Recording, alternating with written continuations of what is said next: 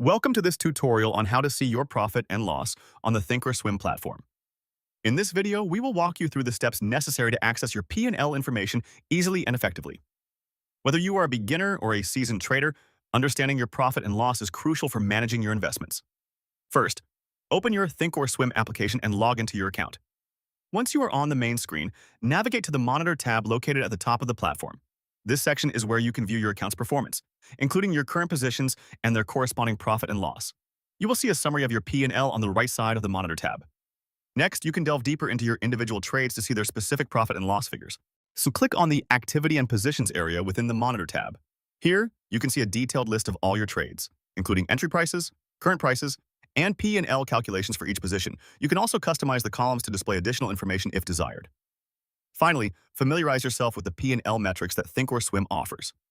You can view your unrealized P&L, which shows the profit or loss on your open positions, as well as your realized P&L, which reflects the profit or loss on trades you have closed.